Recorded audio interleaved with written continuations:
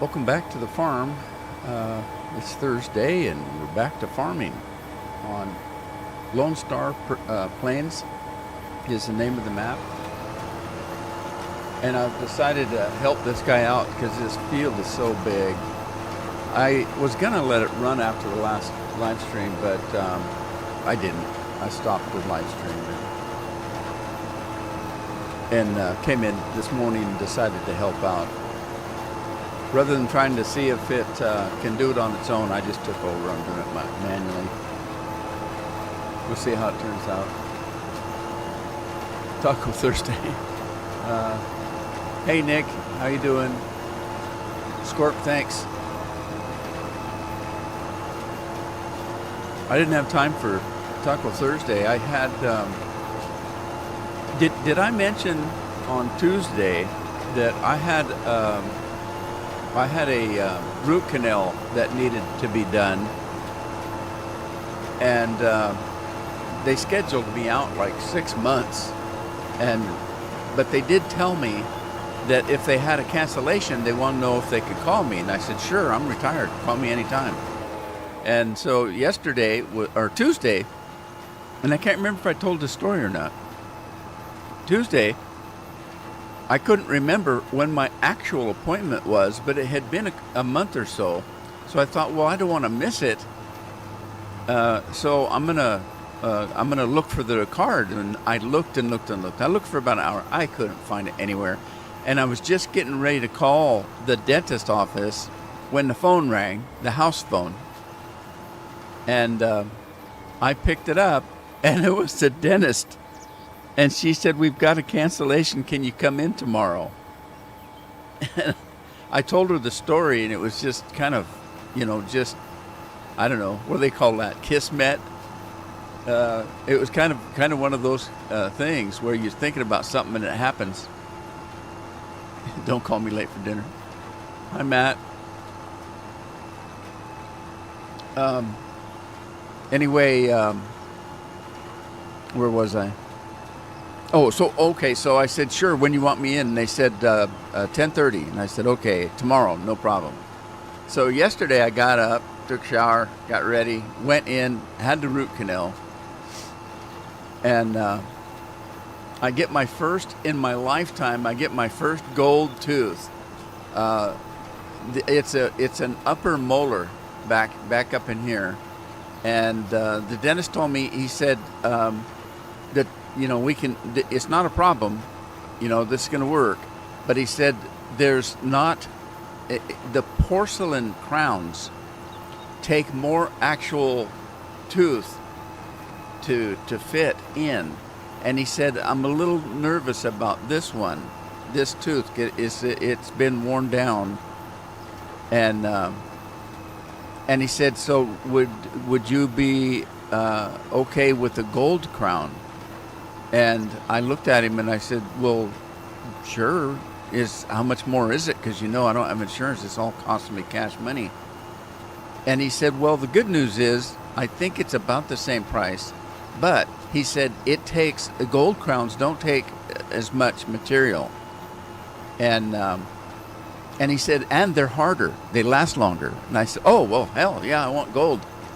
So I'm going to get my first gold tooth. Of course, it's going to take a month or two to get an appointment to get the crown in. But anyway, so, I'm doing okay. I'm taking it easy. I had soup for dinner and soup for lunch. So I've had nothing but soup for the last 2 days. And there's no reason for that. He said there's not a problem. I can use it. But I'm still a little bit leery on that kind of thing. So I'm not going to go out and have peanuts and corn nuts and popcorn and all kind of stuff like that. Hey Andy, how are you? Oh, yeah.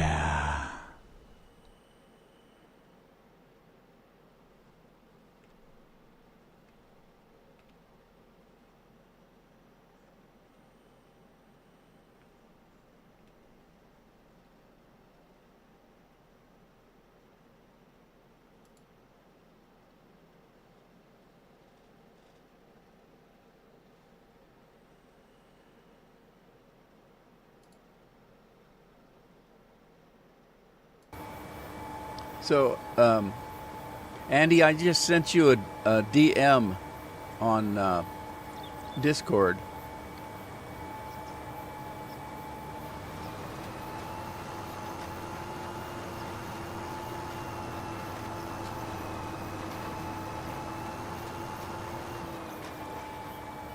Nick, how's it going today? Matt's here. Did I say hi to Matt? I think I did. He's saying he's doing good, so that's always a good thing.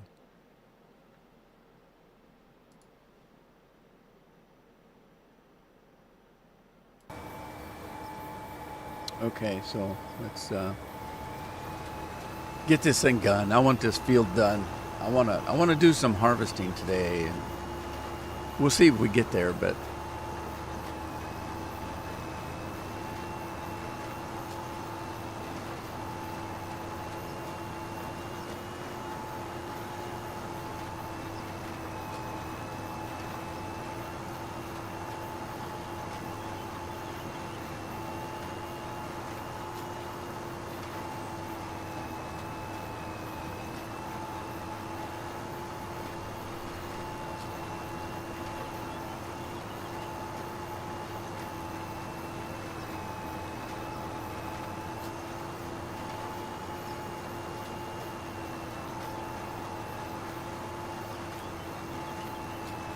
well, getting back to my tooth, I guess. When I started having problems with it, I went in for cleaning. I go in twice a year to have my teeth cleaned, and I went in for cleaning. And they always ask you if is everything okay? Or have you noticed anything? And I said yes, I have. In an upper molar up here. Sometimes when I bite down, there's pain. And so then they.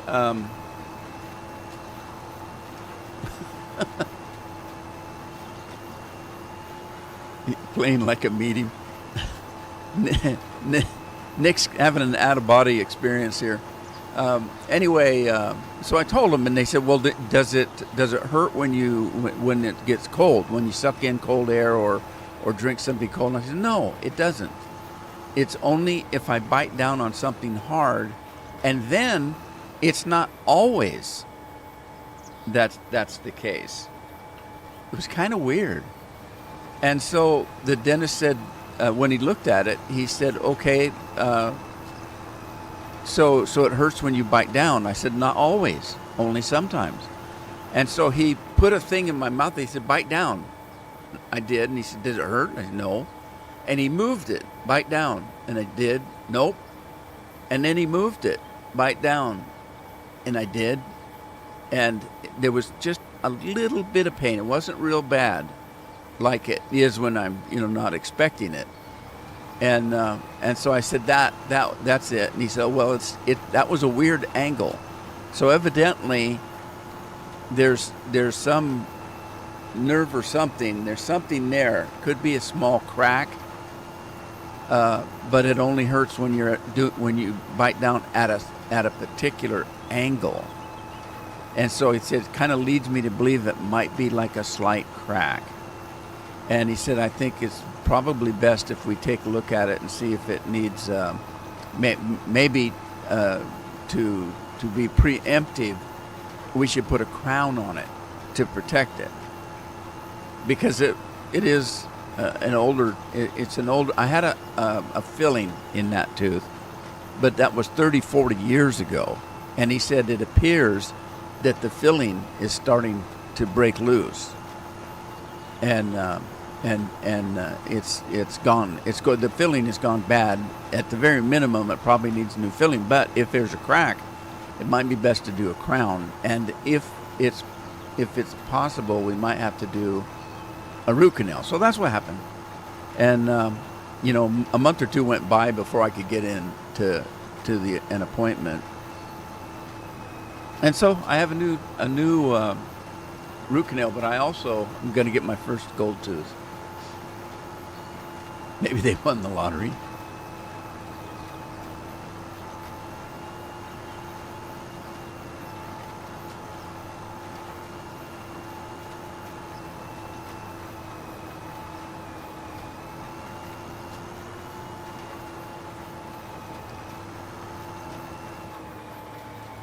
Yeah, it could be that they're just taking a break. I do that. There's people that I watch that I've watched, and then I just I just move on. You know, maybe my attitudes change, or maybe I've got too many subscriptions to pay to keep up with, and I just every once in a while I'll just stop watching at somebody, and then eventually I don't unsubscribe. I just wait, and then when I feel like it, I go back, see what they're up to. It happens. Uh-oh. Hang on. What's going on?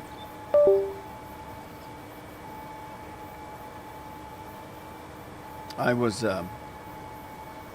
rendering a video on the other PC, and when it gets to the end, it starts automatically playing. So that's what you heard, if you heard anything at all.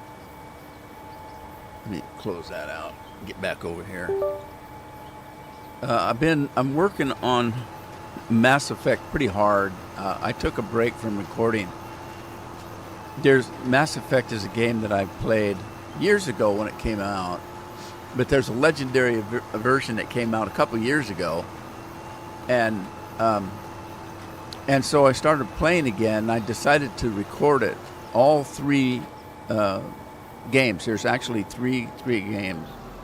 There's actually four, but three of them is the same story. The fourth one is not necessarily associated to the first three. It kind of is tied to it because it's the same universe, but it's not part of the trilogy. So I decided I wanted to do the whole trilogy. Now I have a problem in that I get bored and tired of recording, and I'll stop. Months will go by, and then I'll think, oh man, I got to get back to that, or I'll never finish that game. And I'll go back, and that's happened several times. So my decision was to record all three games before I put even the first one up, and that way I don't have to worry about it. I can just schedule them every week, and if I don't feel like recording, I don't have to. It's already recorded. So that's what I'm doing. I'm in the middle of the second game. Whoa. What was that? Oh, thanks, Andy.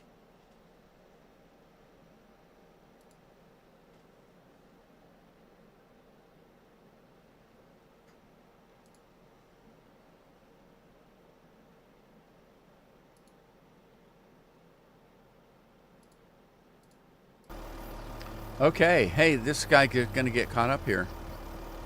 So anyway, that's what I'm doing, and I've sat down 2-3 days in a row and recorded 3 or 4 videos.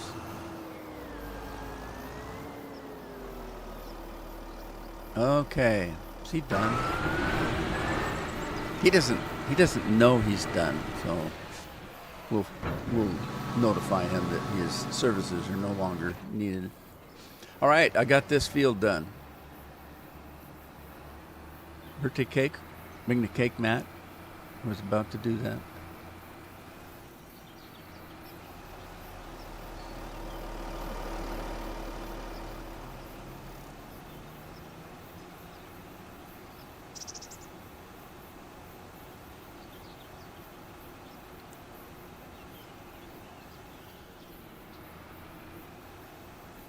All right, guys. I've got something that's a little sad. Lot sad.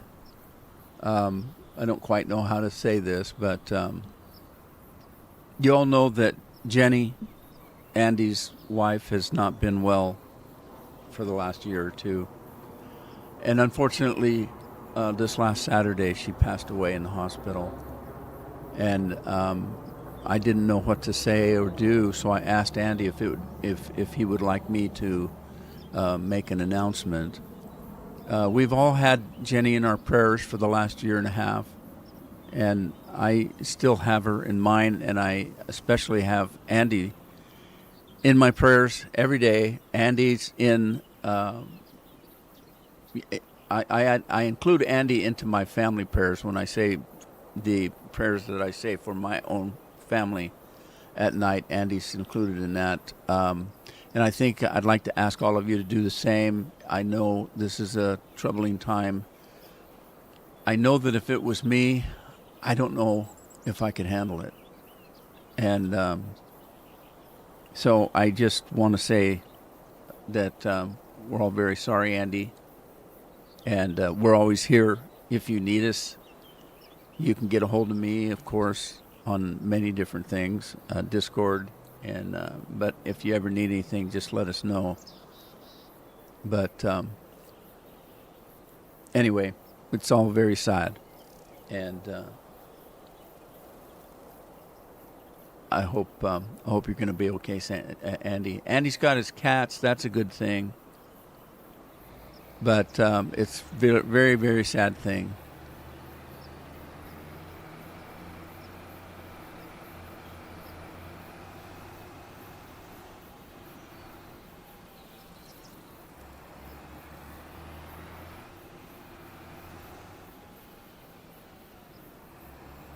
Yeah, this is one of those things that's very difficult for a lot of people, me included. I do not handle things like this very well. I don't. It affects me for a period of time. Oh, yeah. And a lot of people don't know how to react to this. They don't know what to say. And that's okay. It's part of life. Not everybody is an orator. A lot of people just don't know how to handle things like that. I'm one of them. I don't handle it well. But again, I'm very, very, very sad and sorry, and just want Andy to know we're all here for him. Toon Fan, why does that name sound familiar?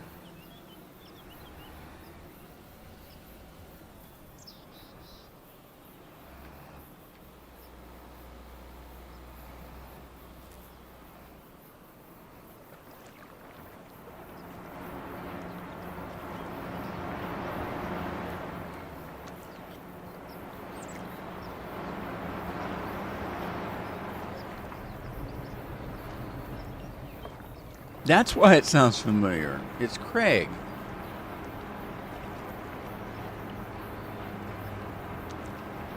I forgot that he'd changed.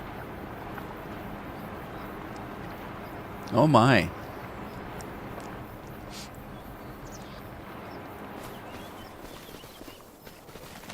So, Craig, we miss you, buddy. We still talk about you all the time. Every once in a while, I'll say, I wonder what Craig is up to. I hope everything's going well.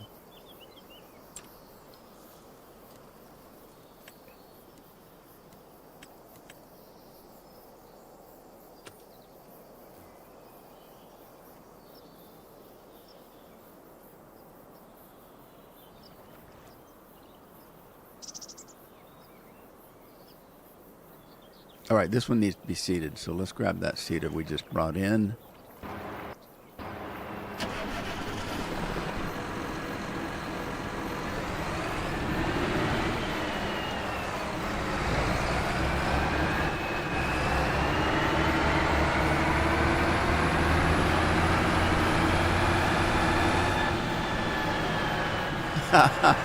Would Snake?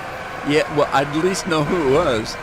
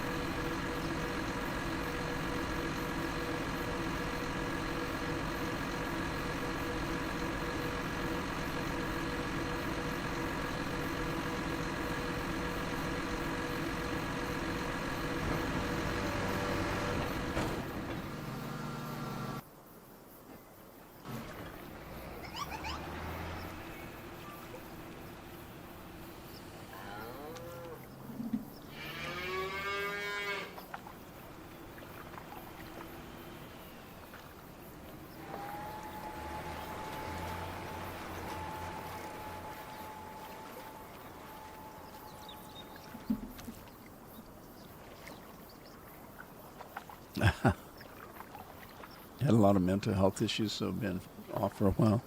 That's sometimes you just need a break and something different, to focus on. That's very understandable.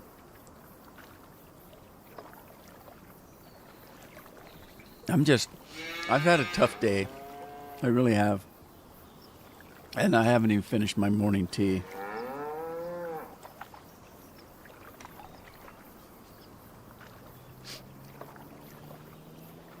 I had one of those days where I just didn't want to get out of bed.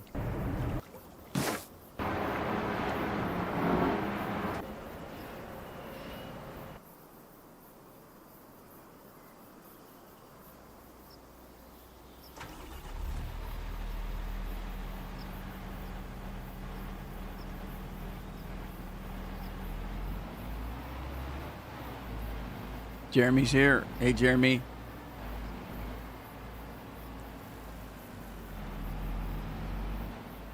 Well, what do I do with all these plows? Go find a place to park them, I guess.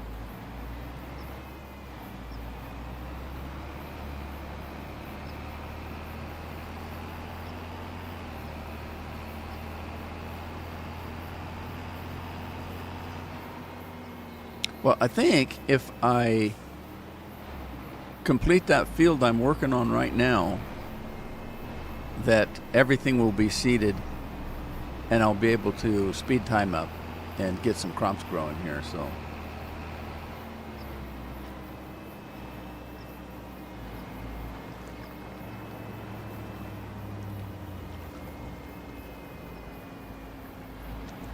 you see, I think I had these around behind this barn. That was a pretty good place to put them because they're not in the way. So, and they take up a lot of room. These plows are huge. And so are the tractors, actually.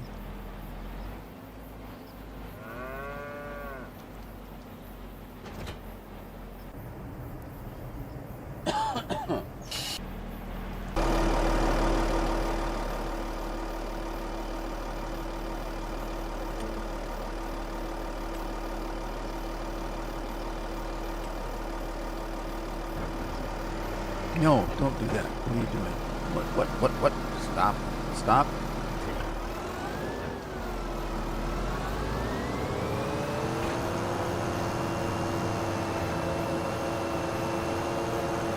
Hey, WD is back. Or DW. What was WD? WD-40. DW is back. How you doing today? Thanks for dropping by. Appreciate it.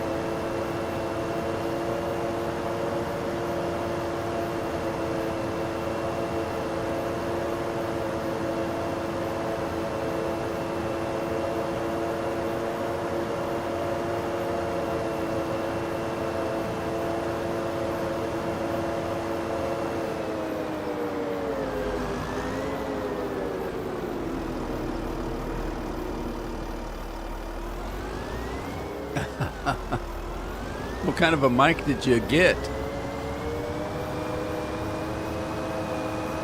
I've had, I don't know, at least a half a dozen mics in the last couple of years. I'm currently using a Shure.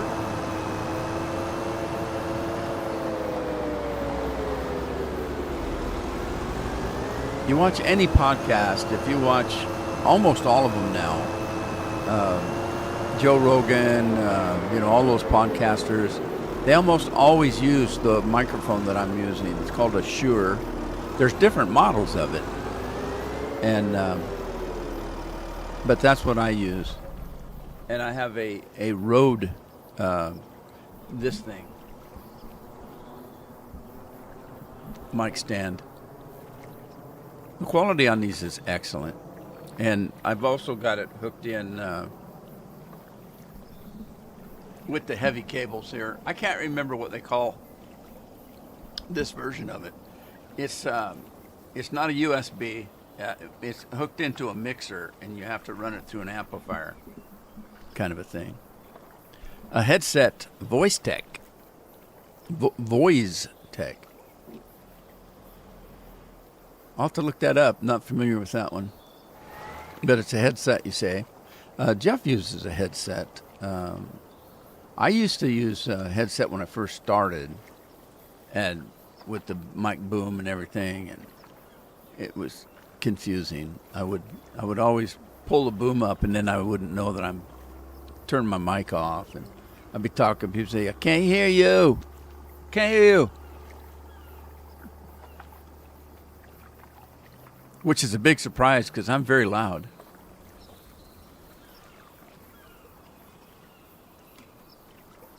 I'm almost as loud as Scorpion.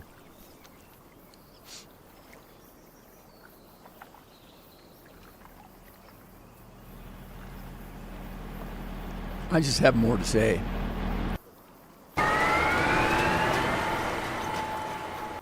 We're doing carrots. Don't ask me why. Maybe because I haven't done carrots yet on this farm. Yeah, Shure is everybody uses them now. Everybody does. I mean, every live stream you see, you'll see a Shure mic. They're easy to tell too because the name of them's right on the side. I can't show you there. It's right there. You can see it. It's on both sides of the microphone, but they're made for this kind of thing.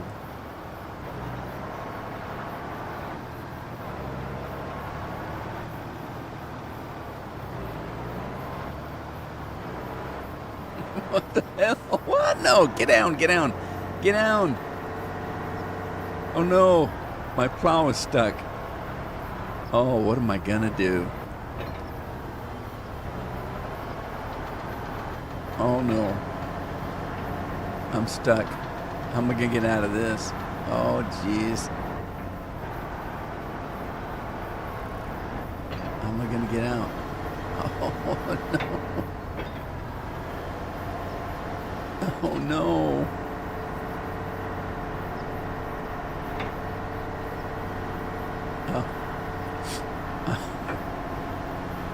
Oh gosh.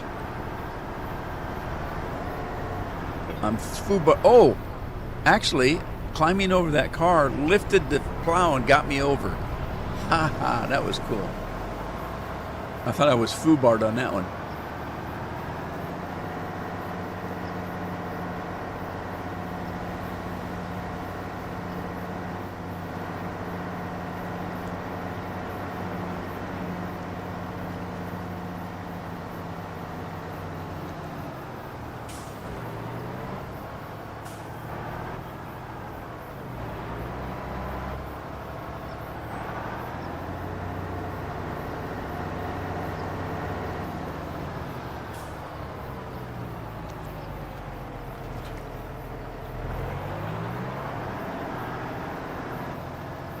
Oh, I don't need to move the tractor.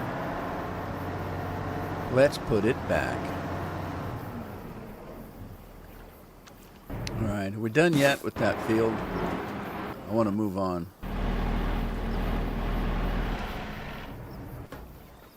Not quite. We'll finish this off and then we'll sleep the night away. We have 2 Allen and Heath soundboards at church.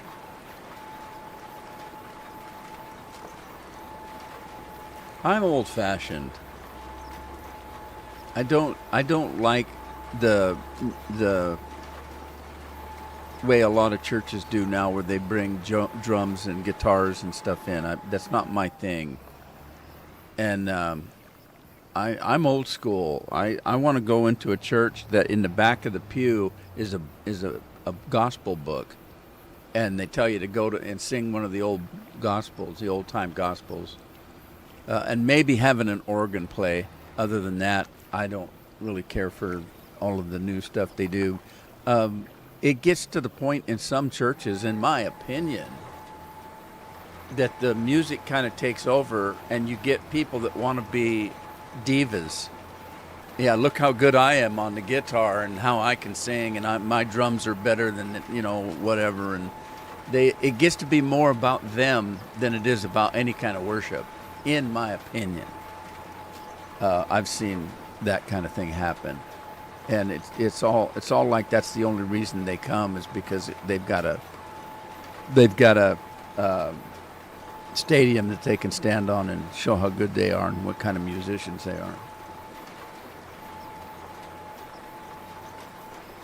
I miss the old hymns.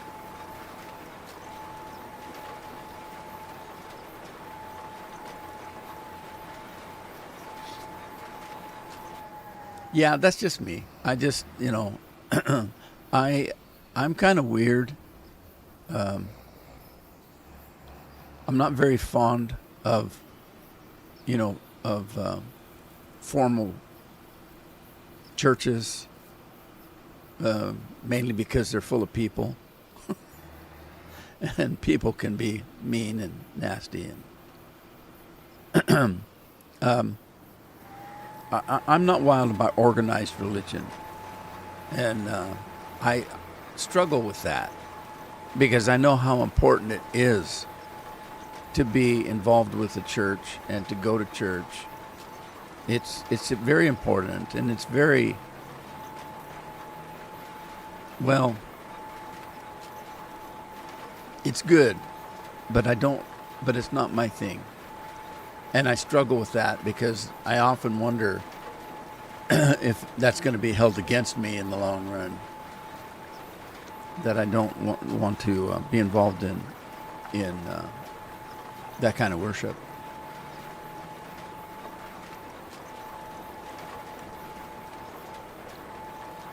Maybe I'm being hypocritical. I don't know.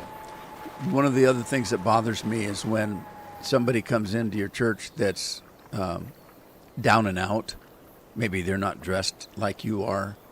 Maybe their lifestyle's different than yours in many respects. And so they lock the doors on them.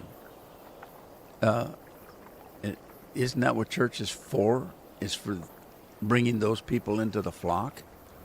Is to showing them a better way, and yet we're going to close the doors on them because they don't sound like us, they don't look like us, they don't live like us. You're supposed to be, according to the Bible, you're supposed to be witnessing to people. And to me, that's just not right. Now, is it wrong that churches lock the doors at night? I don't have a problem with that because there's people out there who would do evil to the church. And you need to protect that. What I'm talking about is not necessarily a physical locked door. It's, I'm sorry, but you're not welcome here because we don't, you're not like us. To me, that's what the church is for, is to bring people into the flock and to, witness to them and bring them along. Save them, if that's what you want to consider. Again, that doesn't make me right. I struggle with it myself because I think that I'm falling down as a Christian because I don't do that. And it isn't that I still wouldn't do it. I've been in churches my whole life, and there's a lot of stuff in there that I didn't agree with, that I went along with because it's the place I should be. I needed to be there. Now, what am I talking about? Well, I'm not the kind of Christian that speaks in tongues. I don't understand that, and I don't necessarily know if I believe it. But yet, I went to church for several years into one of those kinds of churches, and I just ignored that part because they were preaching from the Bible, and I can get that. So I went there to get what I needed, or what I felt that I needed, and disregarded the stuff I didn't really believe in.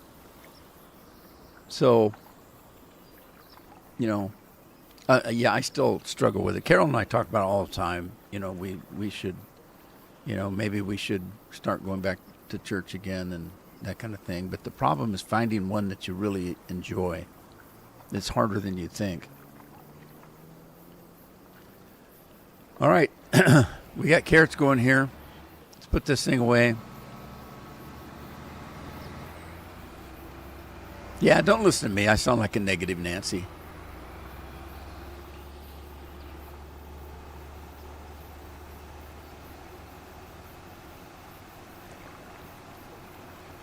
Would you rather be a negative Nancy or a Karen?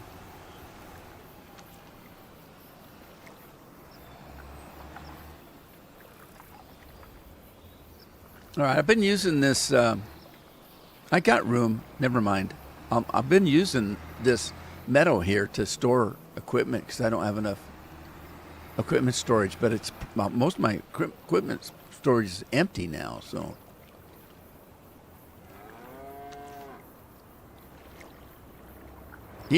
Chris needs to get his driver's license. He can drive himself to school.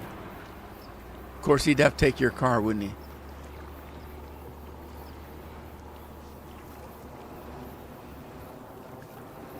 You spent enough on that laptop, you could have bought him a car.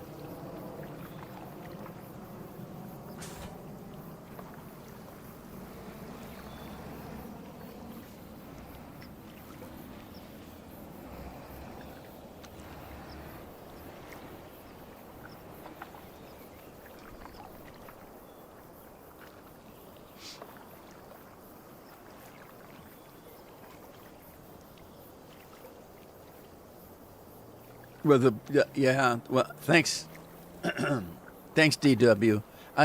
I'm a little bit negative on that thinking there, and I realize that, and this is completely personal to me. I don't want anybody not to go to church. I want everybody to go to church. My problem is finding one that I really enjoy, and when you're in a small location like us, there's not that many.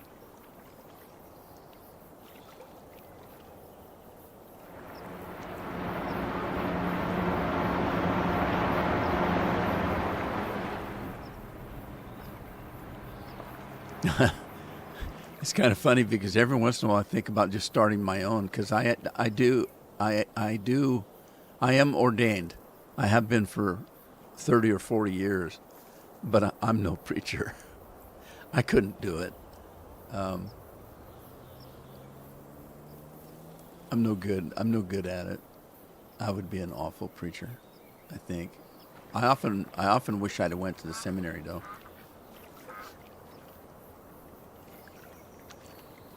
Just for study purposes.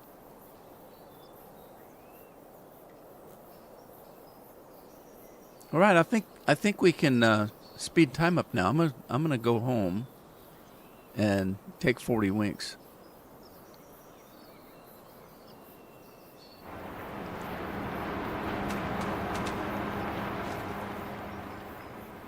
See if we can get something to grow.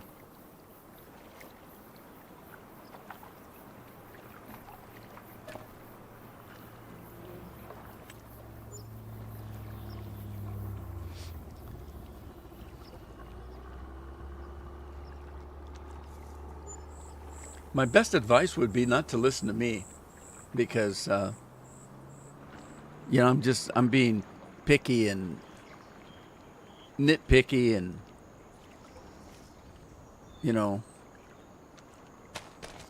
it's not all about me.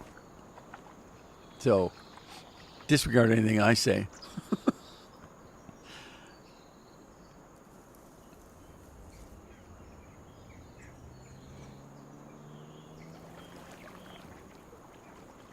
Oh, that's weird.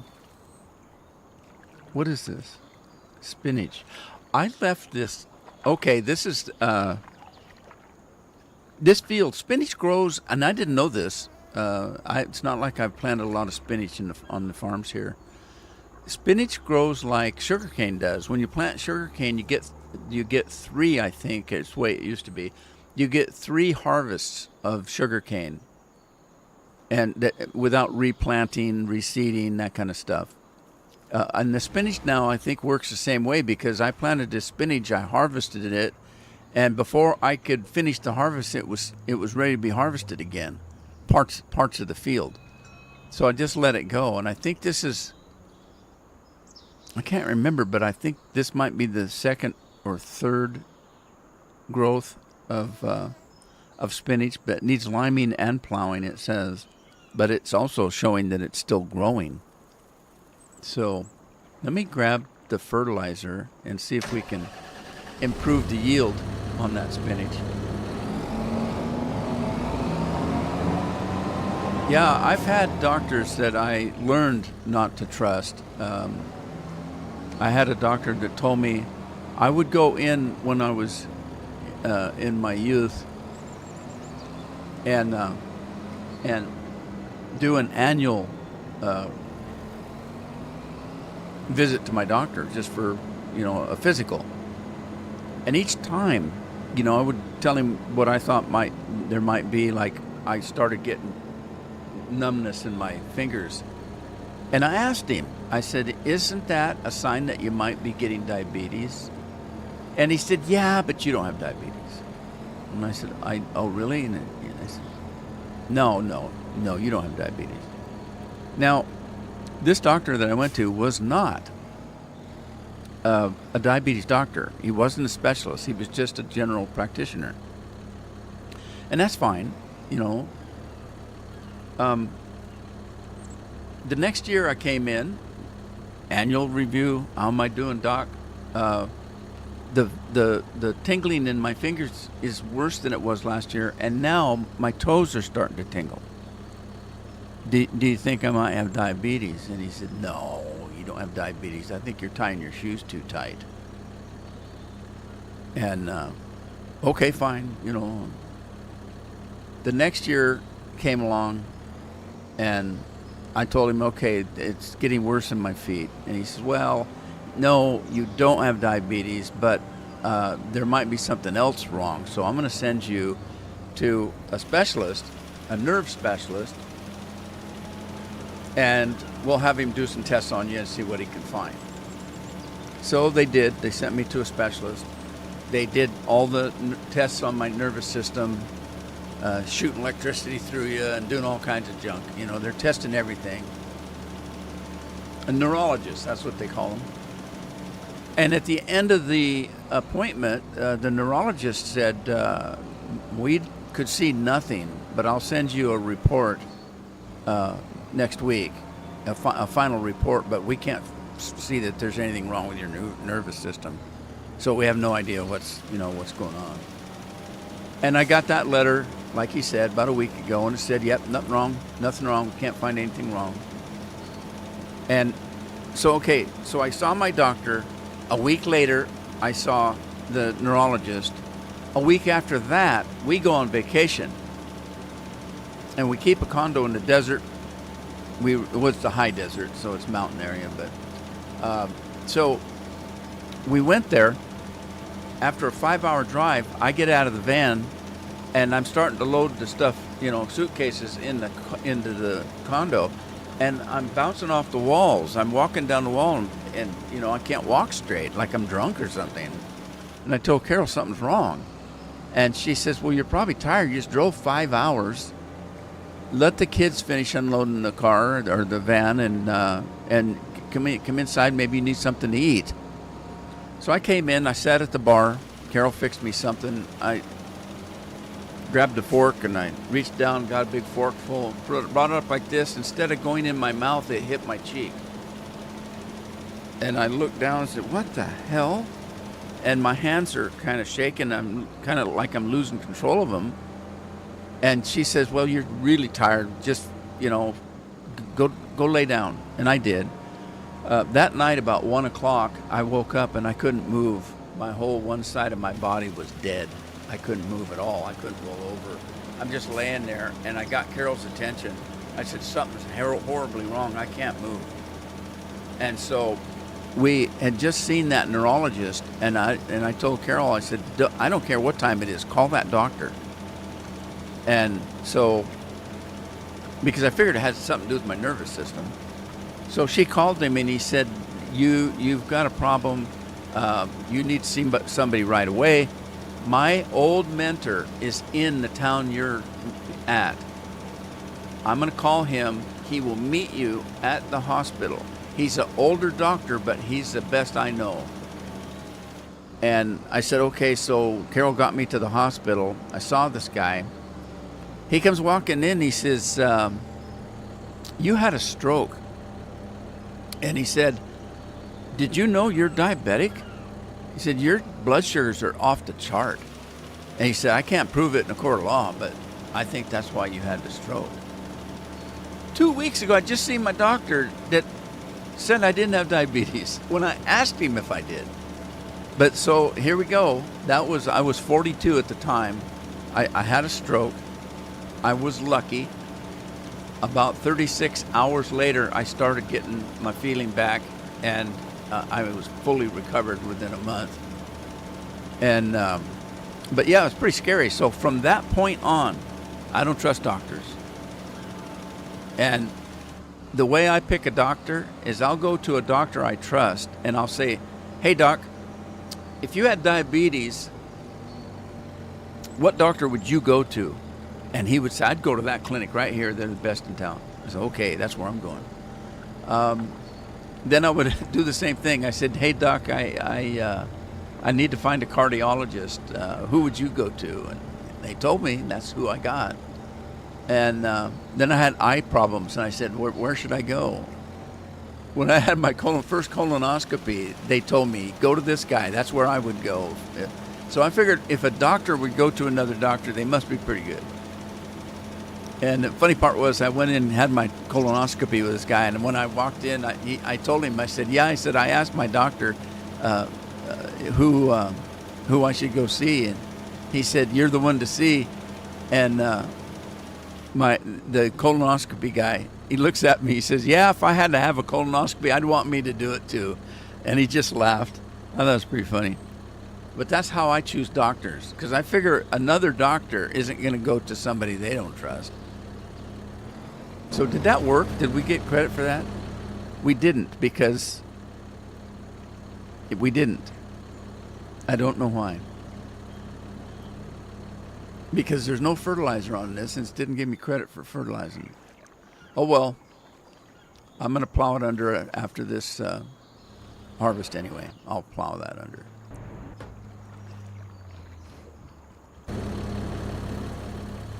So if somebody tells me that there's something wrong with me, I get at least 2 or 3, a second and a third opinion. I don't take the first thing for granted, because I've been fooled before.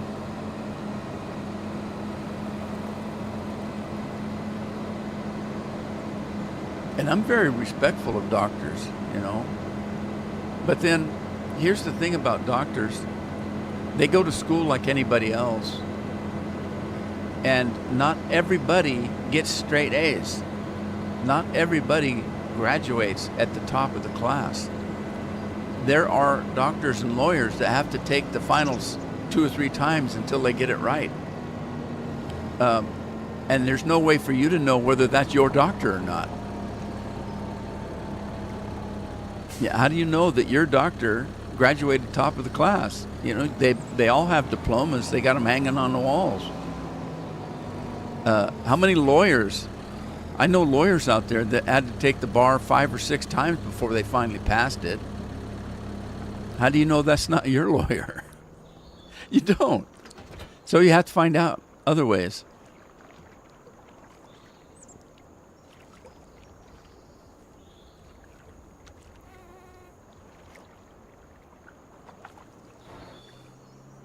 All right, time to sleep again. I have a mod in here, so I don't have to go home to sleep. I can sleep anywhere. I just Control Alt Z, and it gives me the ability to sleep.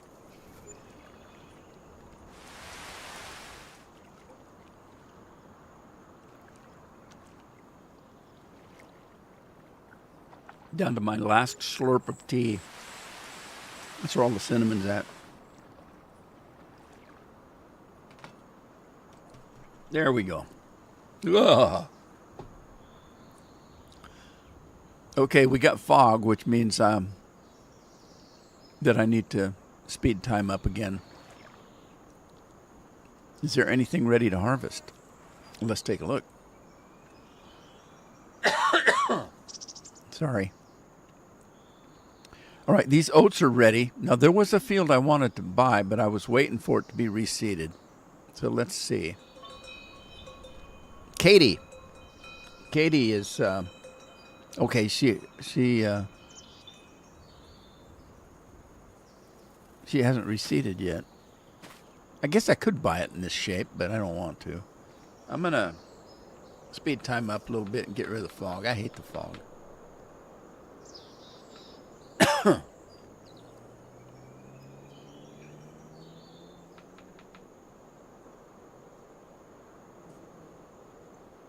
Now, I'm not going to get rid of the fog on the river. For some reason, it always stays.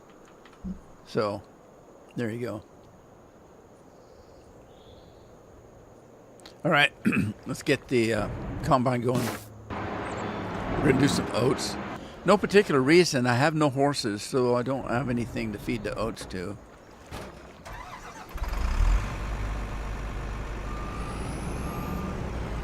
There's the corn header. Where did I leave the header? There it is. Grain header.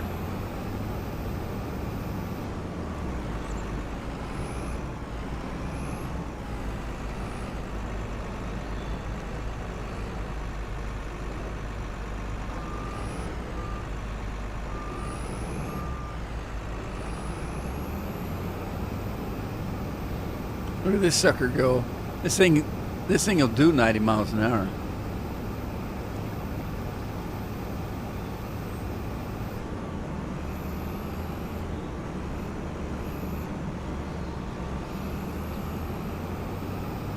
Woo! Oh, holy smokes. Does that mean you sleep standing up?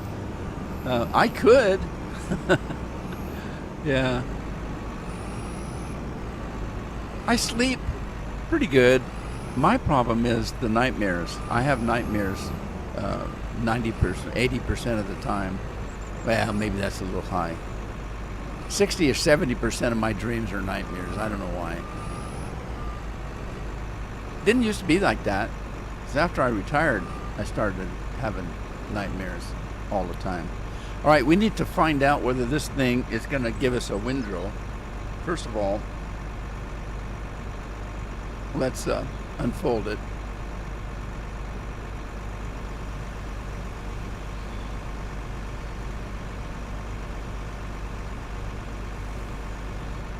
And then, let's see what it says.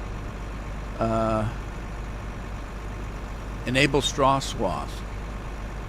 Okay, so it isn't going to do a swath, so we need to set it to enable. And then see if we're going to get a swath.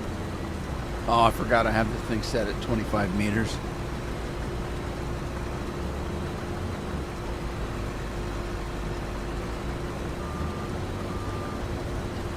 This header can be set at 50 meters. I set it at 25 because I also have it set to go 16 miles an hour. I don't want it to be too wild.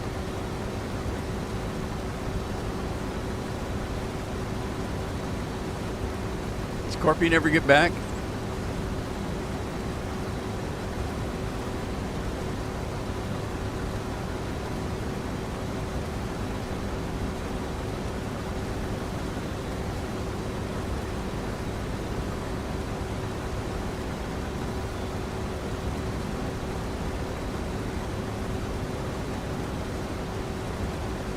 I'm in a weird mood today, kind of philosophical, but kind of negative philosophy. But you know, typically, I'm not a real positive person.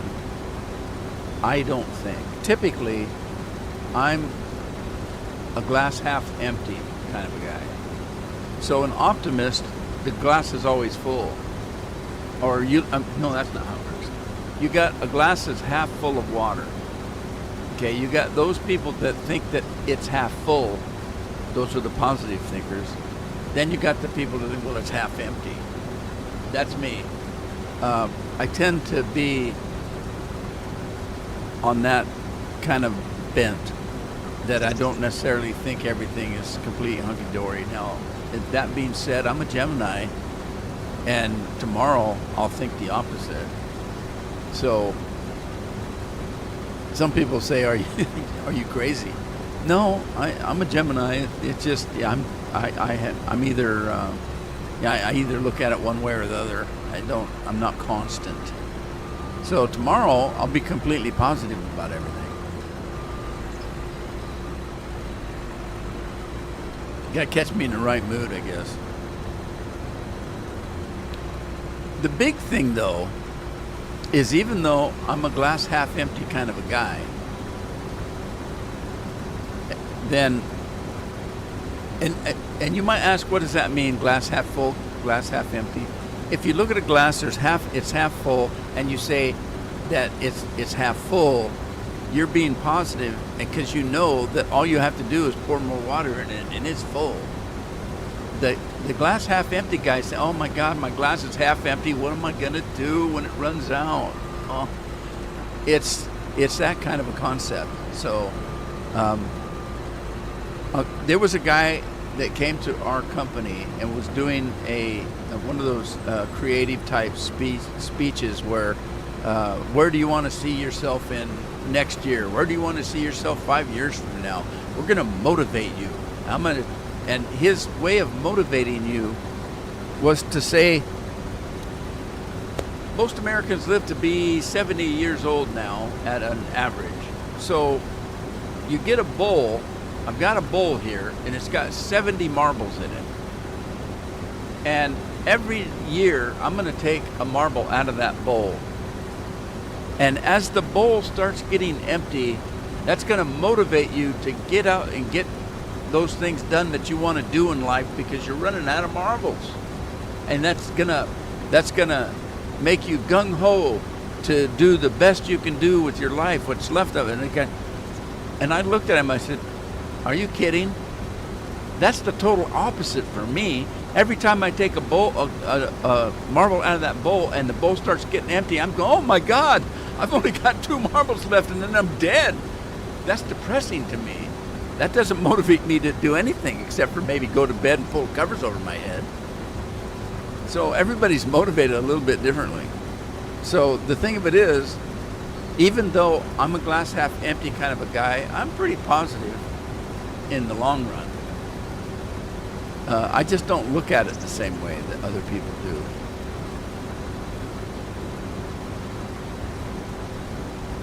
do. Oh, that's right. Because I'm 73, I've already lost all my marbles. Ah! That's a good one, Andy. Chris, Scorp's in the car waiting on Chris.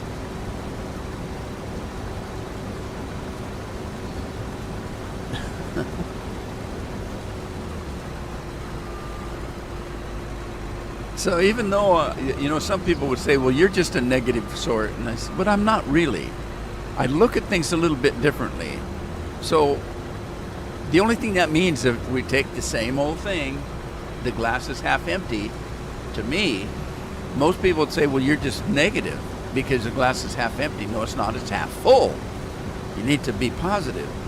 No, because that's not necessarily true. Because when I look at a glass and it's half empty, all that means to me is my glass is half empty, so I'm not going to guzzle it. I'm going to just sip at it. so I can enjoy the lower half. So the only other thing you could do is say, well, the glass is half empty, so I'm just going to fill it up again whether I want it or not. Is that a positive thing? Oh, thanks, Andy. Okay, so talk about celebration. We're looking at having something about halfway through the stream. I like to have a soda. So we're going to look at something sparkly. I don't know what it's going to be today. I think, it's either something from 7-Up or it's either... the problem with Godzilla is he's in Hong Kong and it takes him a while to get the Dr. Pepper to me. The other problem is he drinks most of it. It might not be enough for me. Or there's always my favorite. And it kind of runs the gamut of whether my blood sugars are okay or not. So right now my blood sugars are a little high. So I'm not going to have a sugared soda. So what I'm going to do is I'm going to have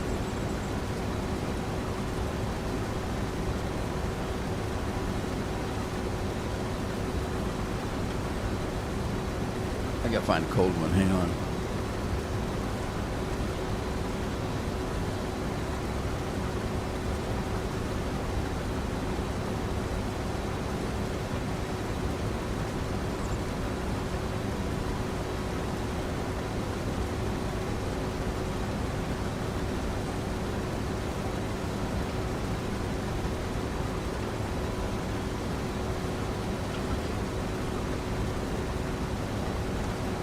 All right, I found just the thing. Just the thing. Yeah, we're going to do just a regular Diet Mountain Dew today. Well, it's not a normal one. It's the Mountain. It's Diet American Dew.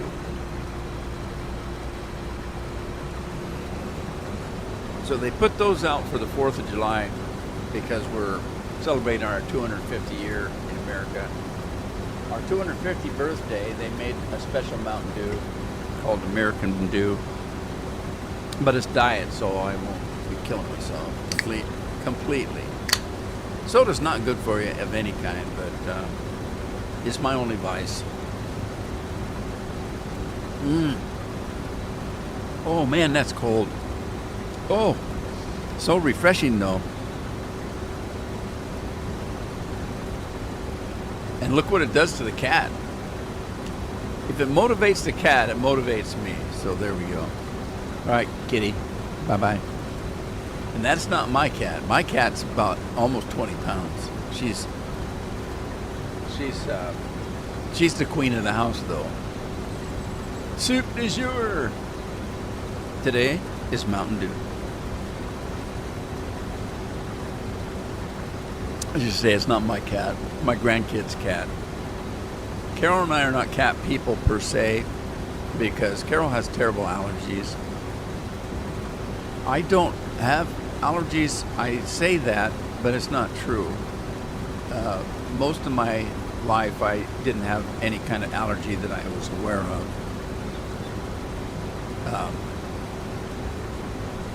But as you get older, things start to change. And I started finding out in my 60s that certain times a year I would get pollen or something that I would react to. Never happened when I was a kid. But as you get older, things kind of change. And I discovered that I have some kind of allergies to pollens a little bit. And the cat. I didn't realize it until the kids, they'll bring their cat down out of the room and let it roam down the living room. When it comes to my room, I immediately know when she's in there because my nose starts running. And I can't, and it doesn't stop. And my eyes get kind of boogery, that kind of stuff. It's a cat. I know it is because as soon as the cat goes away, that goes away. You pigs. Scared the pigs off.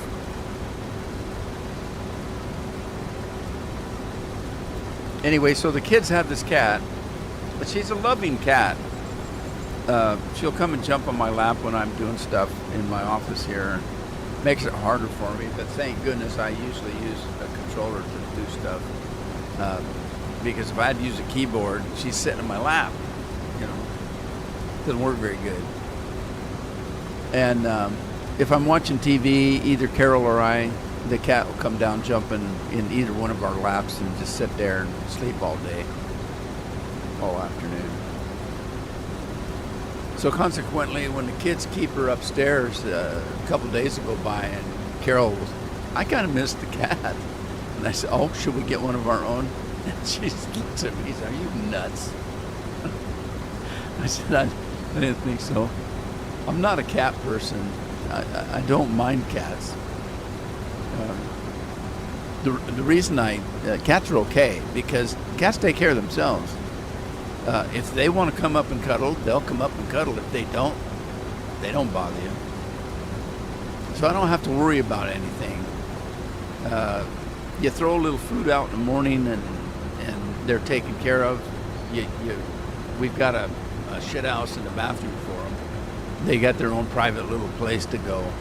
It's a nice one. It's a good size one. So she's happy with it. She goes in there and does her thing. And all you have to do is, scoop the lumps out once in a while.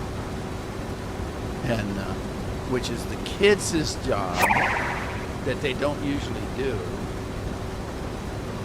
There's Andy's family right there, the Santa Cats. Do they look like that, Andy, or are they dark colored? I think you sent me a picture once. I should look at it. I think they were, if I remember right, they were darker colored.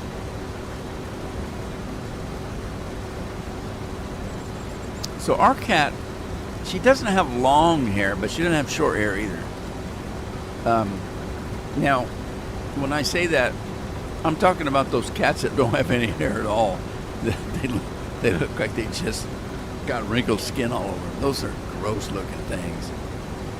And then there's the ones that have the real long hair that all over the house and stuff. She's not one of those.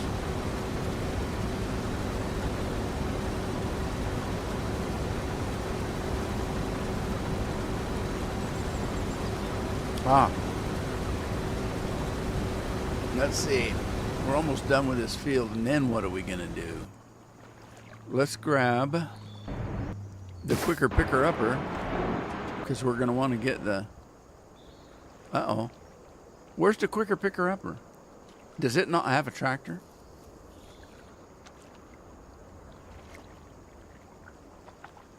Where is it?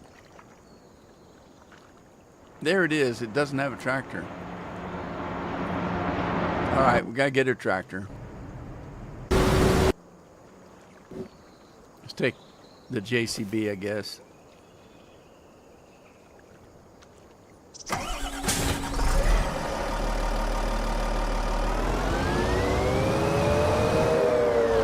Hey, Patrick. Oh, yeah.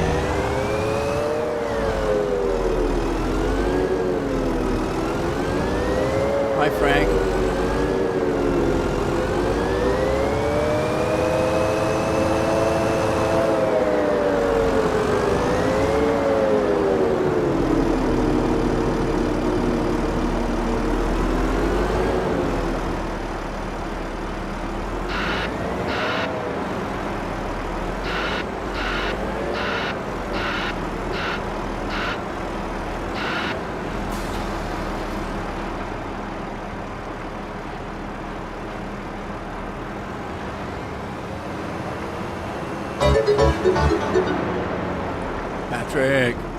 Patrick's helping Sadie with her guns. Keep those guns clean.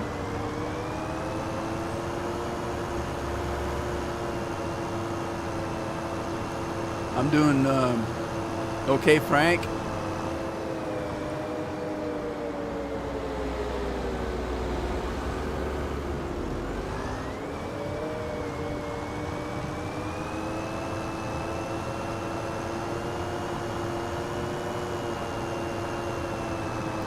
Hey, Rango's here with a bot message.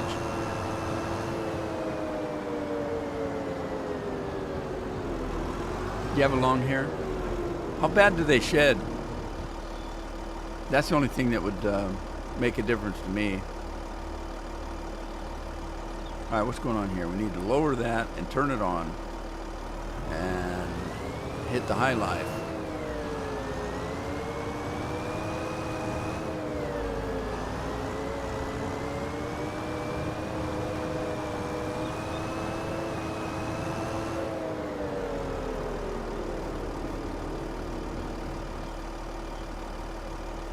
All right, DW, thanks for stopping by. I appreciate it.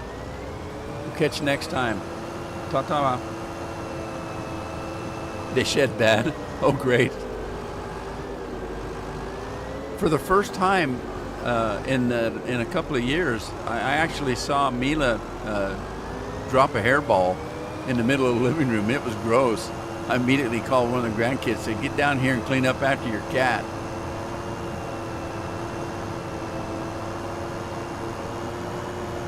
Oh, yours, our cat, I've never had an accident from her.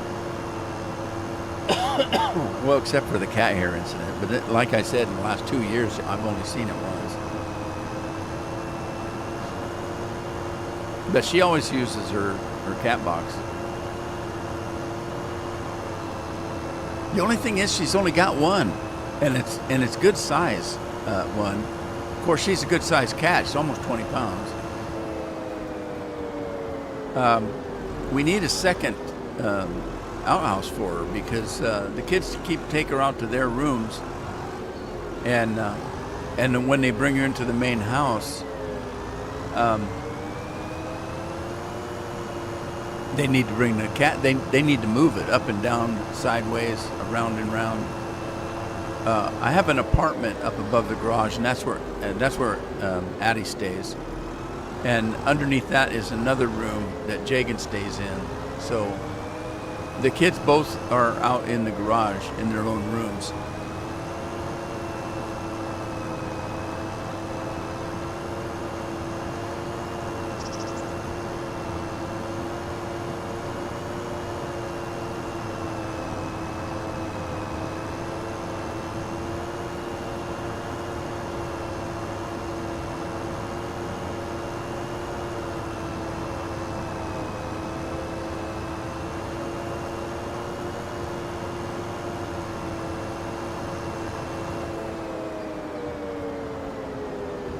Whoops. What was that? I accidentally hit a button on my board here. My Stream Deck. Whoops.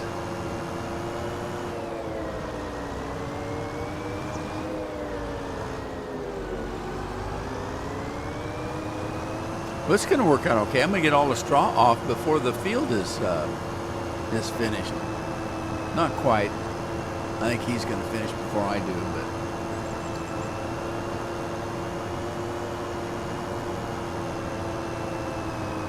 yeah, I was talking about that Mass Effect game.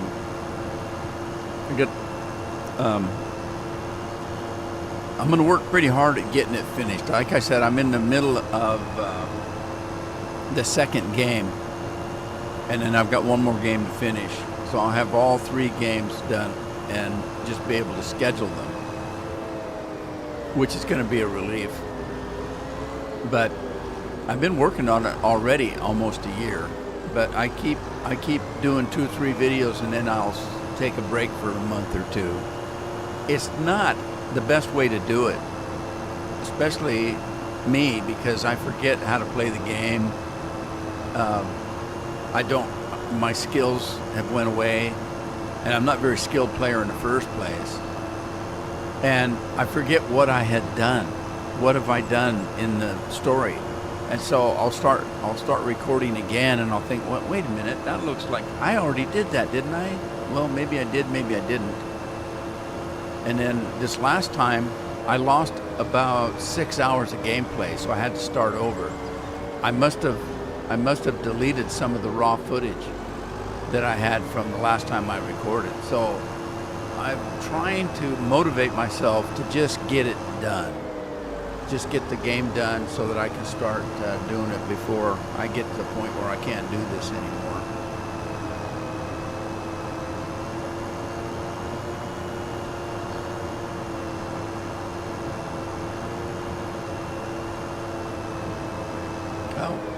don't need to go down there. I need to get rid of this.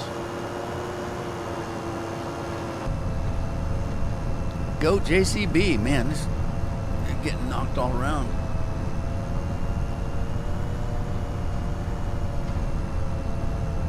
Put a little shaky camera on.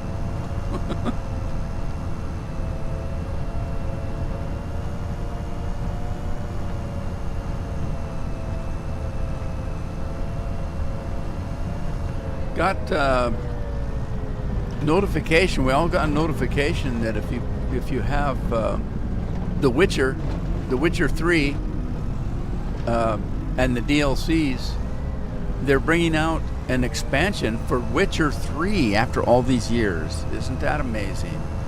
They've what do they call that when they it's not remade. They just gosh, what do they call that? Jeff not here, is he? It's not a remake. They've just improved the game, the graphics and things like that. But while they were doing it, they're adding what they call a DLC to it, and I think what they're doing is they're just adding more story to it since they're remaking it. Well, it's not a remake though. Remaster. There you go. Thanks, Scorp. They've remastered the game, which means they've improved the graphics. They've maybe sometimes they use a newer engine. They didn't redo the game. It's still the same game, but it sounds like they added some stuff to it to make it worth playing again. Now this is going to come out in September. The good news is if you already own the game, they're giving it to you free.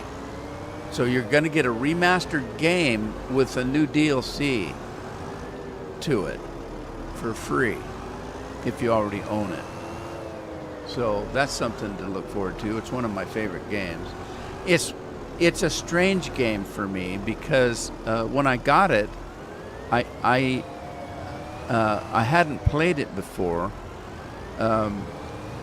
The Witcher 3, obviously, is the third video or game. I never played Witcher 1. I had Witcher 2 and I started playing it, but I didn't get very far and I stopped. And then I got Witcher 3. I started playing the game for a few hours and quit. Months later, I would start it again because I couldn't remember what I'd done. So I thought, well, crap, I got to start over. So I started again. I played it for a few hours and quit again. I did this for 3 or 4 years. And then finally one day I thought, this is ridiculous. I've got to get through this game. So I started it and I kept playing it. I forced myself to keep playing it until I got to a point where I was really into it. And I ended up finishing the whole thing, all 3 stories. And it's on my YouTube page if you're interested in seeing it. But this new remaster, I don't think I would do anything with it except for the fact that since they not only remastered it, they've added stuff to it. So, and that doesn't necessarily include the DLC. It sounds like they improved some of the storyline. And now I've got to play it to see what has changed. So it's kind of a smart thing to do. Because like I said, normally I played through it. I know the story. But now I think I'm going to have to play it again because there's new stuff. And of course, I thought it was a well-done game in the first place. I was very happy with the graphics. And if you go back and look at the game, those graphics, in my opinion, have weathered well. You know, they've aged well. The game still looks good. Kind of like Red Dead Redemption. Red Dead Redemption, 5 years old. People say, why are you still playing that game? Because it's gorgeous. It still really, looks good. I mean, I can still put Red Dead Redemption on and get up in the mountains, riding around on my horse.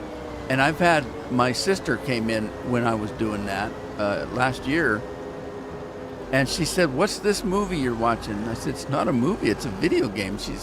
"You're kidding." I said, "No." She's, "My God, it looks like real life." And I said, "Yeah, it does. Looks good, doesn't it?"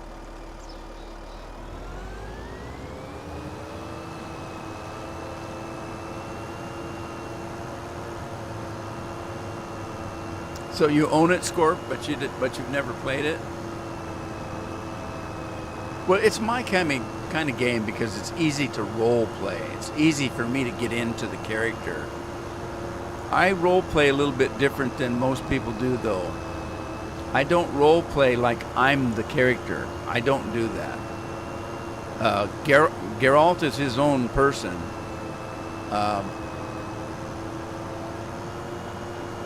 All I am is the engine to run him. It's his story. It's his character. It's not me.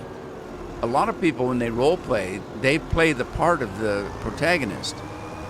And in their play style, their mind, that's them. I don't play that way. That person is his own person, and I'm just guiding him. I'm the engine that makes him do, what he needs to do. I'm the one that makes the decision based on how I feel the character would do it. And so I do, in that respect, I don't take over the character, but I do guide the character with my morals, not necessarily his. So when I play Red Dead, I have certain morals in my life. I would never harm anybody.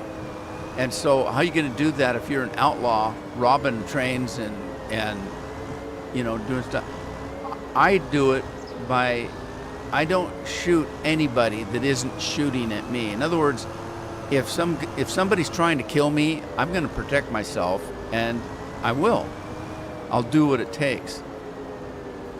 There are other players that I'm an outlaw, so I'm just going to ride into town and shoot all the dogs and the horses and the women and children, and because I'm evil, I'm a bad guy, I'm an outlaw. I would never play that way. As a matter of fact, I cannot play that way, even if I tried to. There are games where I've tried to go the mean route, the bad boy route, and I can't do it. I just can't. It's just not me. So if you like the type of game that has a deep story that you can follow and has some morals to it, or it has the ability to have a moralistic playthrough, that's my kind of game. I get really attached to my characters. It's just like this game. Ask anybody. I get attached to the equipment. We could talk about Stumpy, and I can talk about Stumpy, and the people that know me, they know exactly what I'm talking about.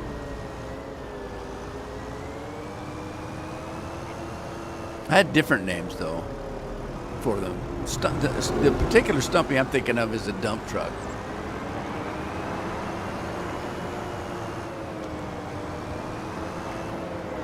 Well, the quicker picker-upper. I've always had a quicker picker-upper. I like my quicker picker-upper.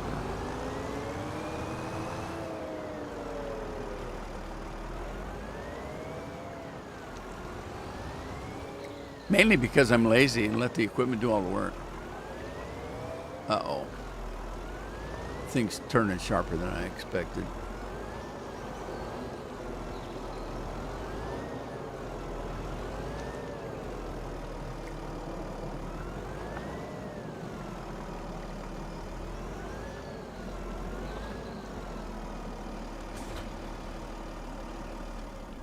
All righty. We need to get a truck, and I think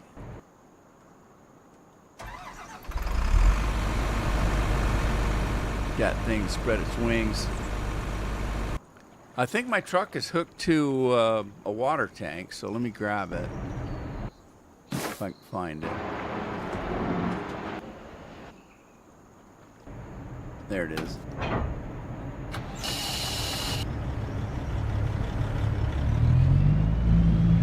Let's go get our trailer. We'll run out and get those oats. Yeah, thing 1 and thing 2. Oh my God, we had a lot of fun with those. But I get attached to stuff like that. They could thing 1 and thing 2 could be 2 of my children.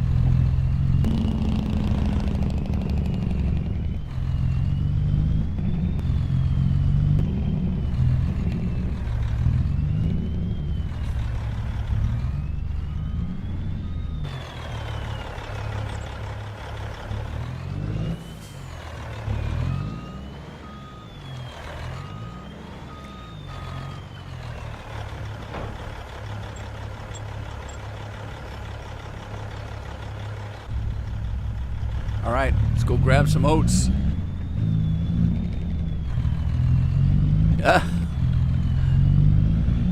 Nick's missing Farm Dynasty. Have you played it, Nick? You should play it. Oh, I hit that invisible wall, whatever it is.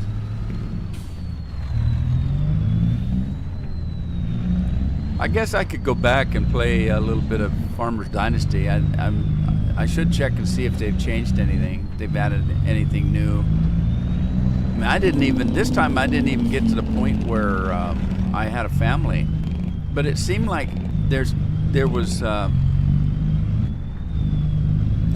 too much going on. They want you out doing things instead of working on your own farm. You're out dinking with people. And I didn't get to the point where, I could work on my own farm even. I don't know. There was something different about it than the first one. The first one, I got to work on my own property, my own farm, and I got to go and buy equipment and hire people to help me with the farm and find a wife, have kids, that kind of thing. Although I wasn't there for the kids. Isn't that terrible? The Farmer's Dynasty 2 was going on and on and on, and nothing was getting done. And you can't make any money, and I don't know. I still haven't bought any modern equipment or anything.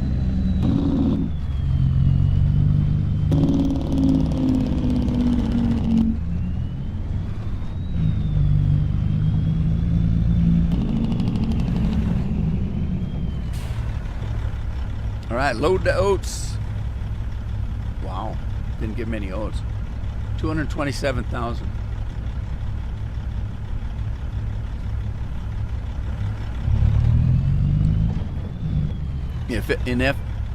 In Farmer's Dynasty 2 you can divorce? Really? Are you asking, or are you saying you can? Because I didn't know that.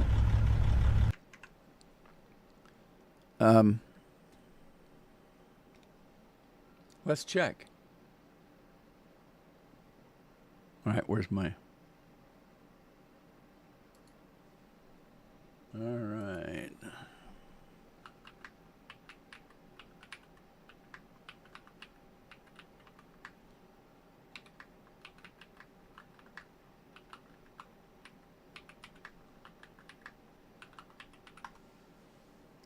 Okay.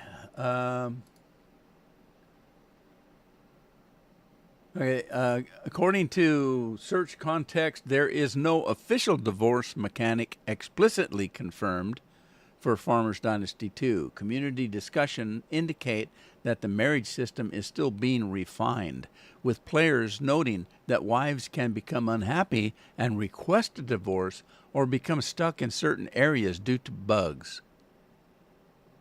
While the first game, Farmer's Dynasty, was noted to have no divorce option, players in Farmer's Dynasty 2 have suggested that resetting the relationship may serve as a workaround to end a marriage, though this is not a formal divorce feature.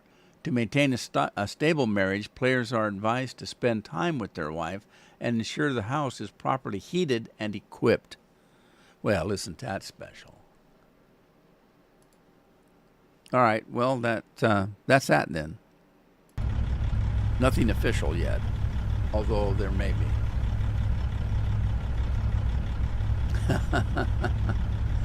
But the problem was I wasn't able to have a relationship yet because I hadn't done everything they wanted me to do.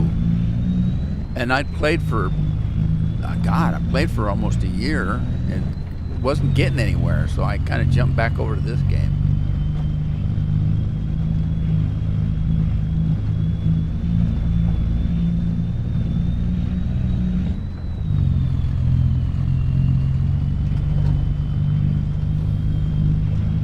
So in other words, if you're just a shitty husband and mean to your wife and not take care of her, she'll just slowly go away and you can go find a mistress.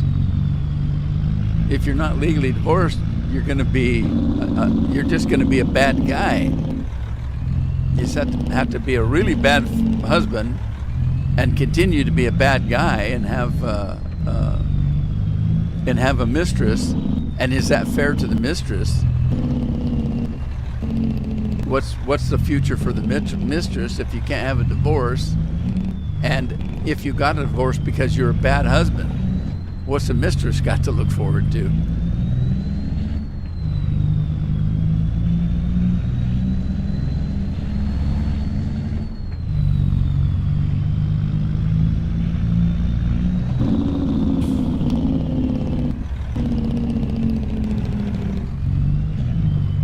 That invisible wall again. Dang it. What is that? All right, I gotta go out into the meadow, I guess, and try to find a way out of here.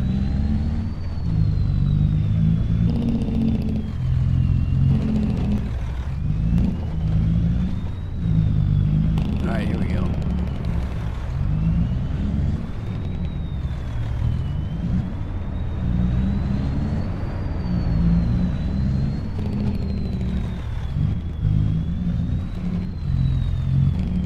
Whoa! Need to turn a little bit sharper.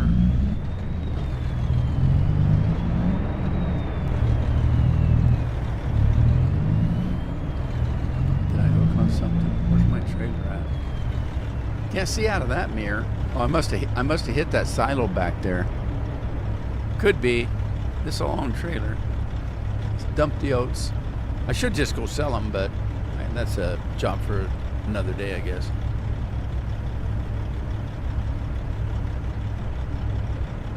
Tone. So when will in-game relationship or conversations be using real-time AI inputs? Well, I don't know.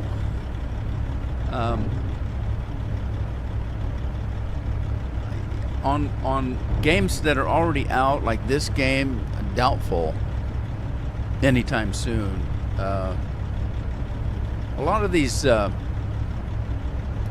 studios and things like that don't have the capability yet. I mean, all of that costs money. Even AI stuff is going to be expensive. So if it's a game that requires AI to be made, that's one thing. If it's a game that already exists and you're going to add AI, look at it this way. There's certain games that I play where the protagonist has no dialogue. It's multiple choice, and you choose what it is he's going to do or say, and he doesn't voice it. It's not voiced. Okay. Then there's other games where the protagonist does have an actor voicing their, activities. Now, what happens if you've got a game where the protagonist does not speak? Hi, Macy. But you want to then add narrative, and okay, so you've got to hire actors then, and you've got to, pay them a wage, and then you've got to physically add that into the game in the appropriate places, and you also have to have responses to other characters. It's an extensive thing, and it's very expensive. Now, AI would be able to do that without hiring actors and stuff, but then you still have to have the capability of an AI, which is not cheap, and it's going to be a while before that's the big argument right now about all these facilities to have AI. It's going to take humongous computing powers, and they're going to have those servers available. It's not going to be necessarily cheap, and it's not going to be easy to do. Then you also have the consumer to consider. How many consumers are going to be there and to really take in the AI stuff and be okay with it, versus those people that say, look, they've got Henry Cavill. I've already seen videos that they've made of Henry Cavill. Pretty sure he didn't give him permission to do it. It's his face, it's his voice, and it's a full video of a movie with him in it. He didn't get paid for that. And there's a lot of people that are going to be upset with that. They say, I'm not buying that game because, it's AI. I personally will not watch videos that have a lot of AI in them because I want to hear a real person telling me stuff. Ella60. Hello, how are you doing? I'm doing fine. Can I see the chat? I can see the chat. I notice you're on Twitch. A lot of people can't see my streams on Twitch because I stream in 4K and Twitch doesn't want me doing that. So a lot of people can't see the streams in Twitch until I ended the stream. As soon as I end the stream, the video of the stream is available and you can watch it. But Twitch won't let a lot of people see my. For one of the reasons is I'm not a full partner over there. I've only got a few hundred viewers over there. I'm not a full partner. They've got a system where you're just a Twitch person. Then there's one where you're like half a partner. You're not all the way there. Then they got a full partnership. I'm not there. And so they won't let me do a lot of stuff. They don't want me doing 4K streams.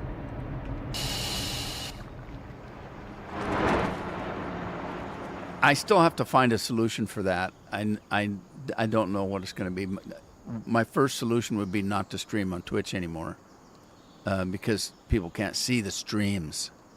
They can see the video when it's done, but they can't see the streams while it's being broadcast.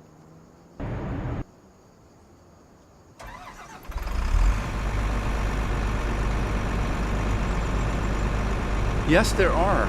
I actually watch a few, but I'll give you an example of what I don't like. I enjoy listening to YouTube channels that tell stories or maybe have news in them, or maybe they're biographies. You pick your favorite. I like to listen to mythic stories of Scotland and England and ghost stories and that kind of stuff, because I'm usually doing something which requires my attention, and I can't watch a video and do that at the same time. This game I can do that. Most games I can't because I get into the games. But anyway, let's say, so I watch a lot of videos where they're telling a story and there's somebody reading it, the story, or acting it, if they have a voice actor. When I pull one of those videos up and it's an AI voice, I don't watch it. I don't listen to it because I know it's an AI voice. Their grammar is bad. The punctuation doesn't make sense. They don't pronounce words correctly. It's easy to tell if it's AI when they're talking about the guy. They use the word right in the wrong manner.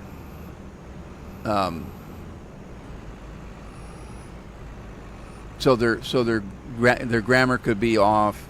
The meanings of words, they'll get mixed up. They'll say he jumped on his horse and rode into the desert. Okay, you know it's an AI. You know, he sat down for dinner and he told his mom, can you bake me a pie for dessert? You know, so you know it's an AI. They can't distinguish between the difference between desert and dessert, right, and right. You know, that kind of stuff. And then they mispronounce words incorrectly. You know, they'll say a name or something and it won't be correct. Now, those real people do the same thing, but you can tell it's a real person. So then, getting back to video games, is everybody going to be okay with buying a video game if they know it's completely AI? Some people don't care. Some people do. Maybe a principle thing. Maybe that I'm not going to do it because I know that the actors didn't get paid for that or didn't give permission for that. Some people morally will not buy the game for that, and so they have to consider, you know, what's our audience going to be? Is it going to affect sales of a video if we do all AI? I think right now, I think a lot of people are just enamored with it. It's something new. It's new technology. Let's what can be done with it. That's fine. But I can tell you right now, I'm not going to go and have a wedding ceremony with my phone like some people are doing. They got a AI girlfriend on the phone, and they're gonna leave their families and go get married to their AI. That's just silly. I don't get it. I mean, you know, I understand people can be lonely out there, but come on. Don't you have neighbors or something, family to talk to? Has this thing been done yet? Okay, I'm gonna sleep again. So Control-Alt-Z. Control-Alt-Z if you're in UK.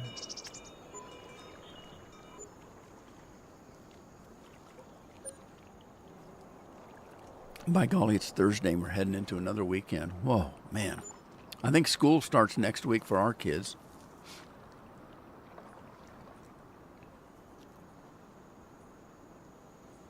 I like to listen to people who read Bible. I have a program called Halo. And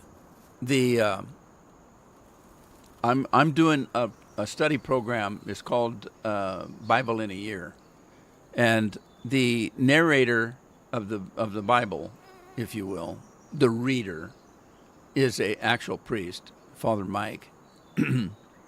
And you can find Father Mike if you go to YouTube and type in Father Mike. Some of his videos will pop up. He's a young. Well, I bet he's older than he looks, but he looks kind of youngish, and he does this program. So I do that. It's daily, every day. I go to Halo and listen to today's study, and what they do is the whole focus of it is being able to get completely through the Bible in 1 year, and this was actually live. I think last year or the year before, I can't remember when it went live. So when you do it now, you're watching what they did a year or two ago. So it's the same thing. It's just you're watching a recording and not a live one. So that's what I do, and I enjoy that. I have actually watched some of the biblical things that are AI, and I don't care for it. So it's the principle of the thing. I don't want some computer telling me what I should believe in with my religion. I want a person to listen to, if that makes any sense. But there you go. Anything else here that is ready to harvest? The sorghum is still growing. That's a huge field. The corn is still growing. The potatoes are still growing. Taters, totters. Carrots are growing. It looks like the soybeans are ready to harvest. The spinach is ready to harvest. This corn is still growing. This corn is still growing. I think we already went over that one. Is that my field over there? Didn't I just buy a new field? Was it this one? I did buy this one. It's got peas. So I didn't remember buying that, but I guess I did. This corn is growing. I don't think I bought this one.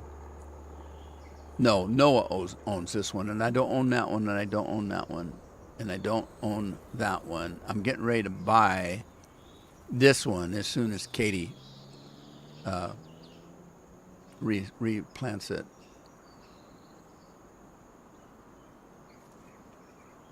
The soybeans are ready, so let's grab. Where's our combine? Did I bring the combine back in? Oh man, I did. Well, let's go back out in the field.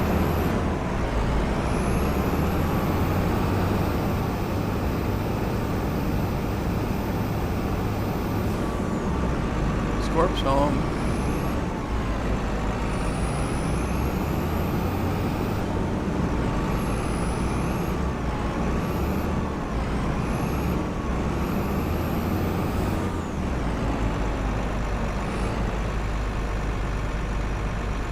Okay, so what do we got? Soybeans? And you know what? I have enough fields now,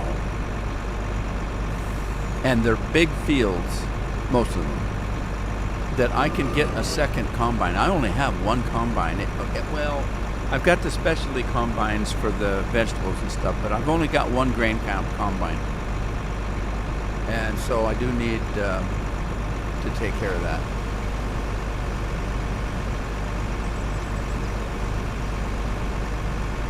Tone Fish Farms, can you do 1440 60 FPS?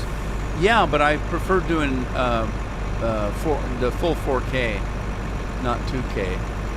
So what is it, 2860 or something that I do at 60 FPS? That's what I'm doing right now. This stream right here is 4K. But it might only be 30. I think it's only 30 FPS on the stream. I can record at 60 FPS, but I think on the stream, if I do 2860, I have to do 30 FPS on the stream. Let's see. Yeah, that is the case. I'm looking at the CPU usage right now. And I am 30 FPS right now on this stream at 4K.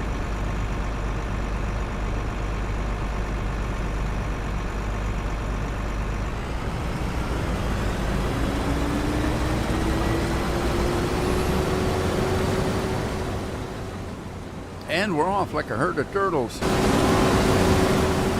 Now, speaking of a new combine, maybe I should just do that real quick.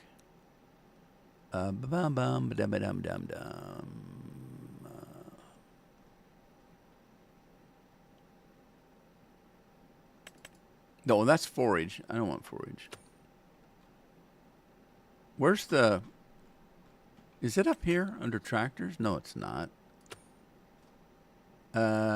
Trucks, miscellaneous, loaders, trailers, seeding, combine harvesting. There we go.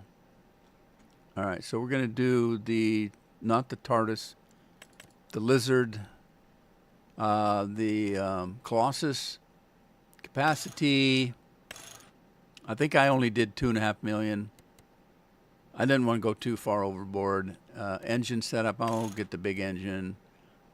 The brand, I like Michelin's, we'll do that. Wheel setup, special edition, no. Design, case, sure, why not? US, window tint, I don't care about that. Beacon lights, yeah, those are fine. Long pipe, exhaust,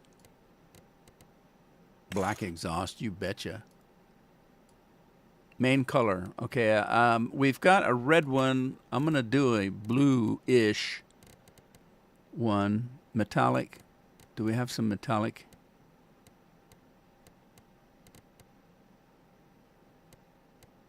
Chrome red, chrome blue. How dark is that? Ooh, that's chrome. I'll tell you what. All right, design color. I think I had a carbon fiber.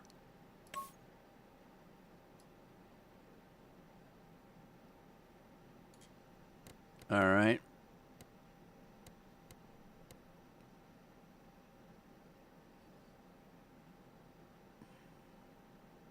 Might leave that. Pipe color. I want to do the carbon black design color. What color is that? That's grayish.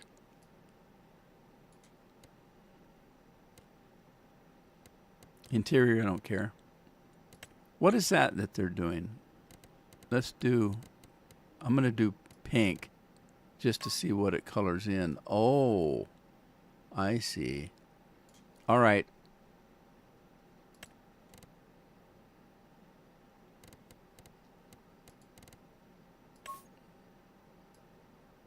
Yeah, we'll leave that blackish. Interior color, I don't care. Rim color, I don't really care.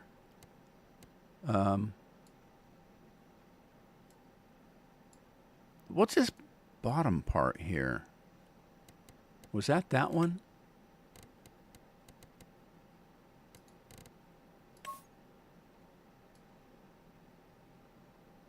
I don't know about that.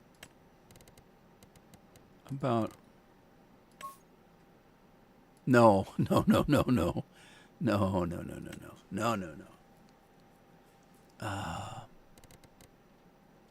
A different shade of gray. Let's do a little bit darker, but not black, and see what that does. Yeah, that's great. That darker gray, but not necessarily black. We'll do that. And that's it. Right? Now we have a second. We need to get another header.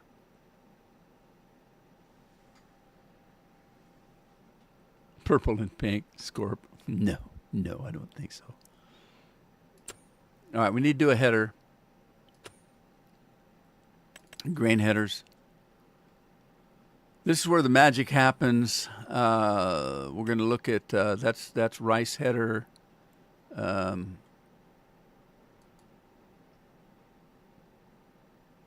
Okay, Titan header. Let's look at this one. Titan header, unrealistic. And we're going to do working width. I could go 50, but on the other one I went 25, so I think I'll stick with that. The working speed, okay,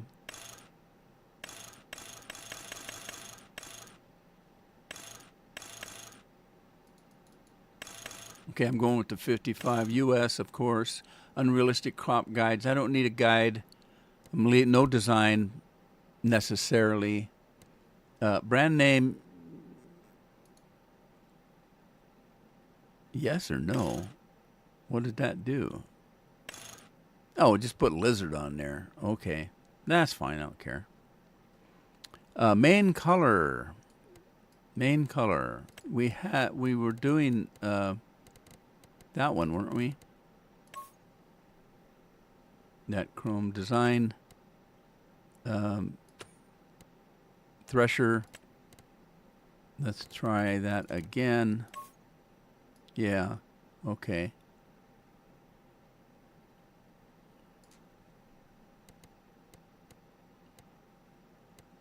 On the design color, it's already... Yeah, I'm going to go with the carbon again. Rim color, I don't care. All right, that's good enough. Let's buy that.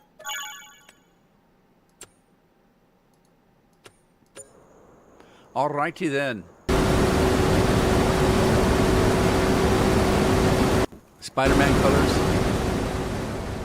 I think I had one that was Spider-Man colors.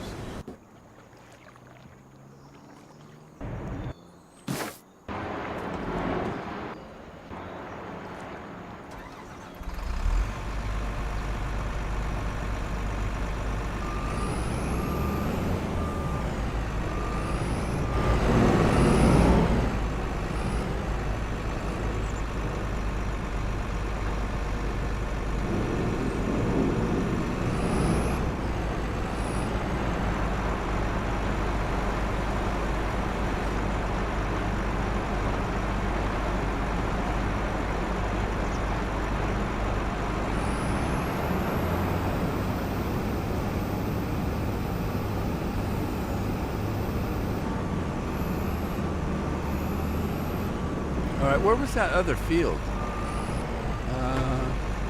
Lost. Where was that? Let's see. This one. We did that one, didn't we? Yeah, that's the oats. That was sorghum. That's not ready. There was another one ready. Where was it?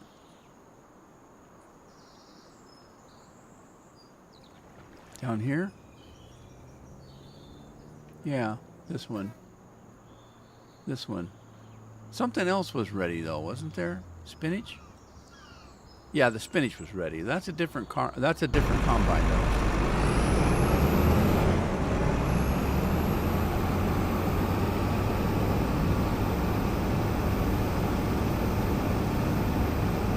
Is that my dog out in the field again? Don't run over your dog. I think I just did. He didn't care. He's a tough dog, I tell you. I tell you what.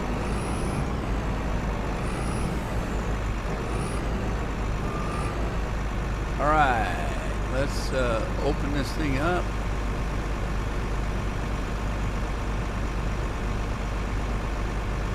So, Scorpion has a combine of many colors.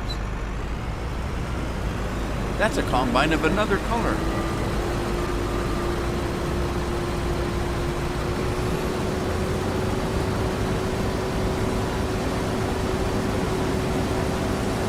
No windrow for soybeans, no, or do we? Wait a minute.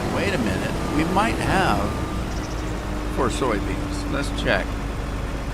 No, it's not available. There is something in here that has that you wouldn't expect to have windrow for, and I can't remember what crop it was.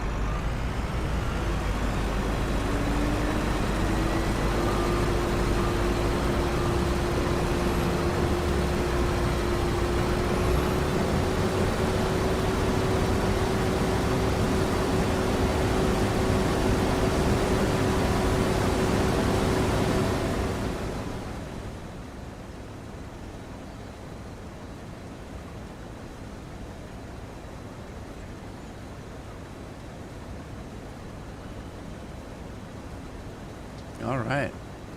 Isn't that a pretty combine?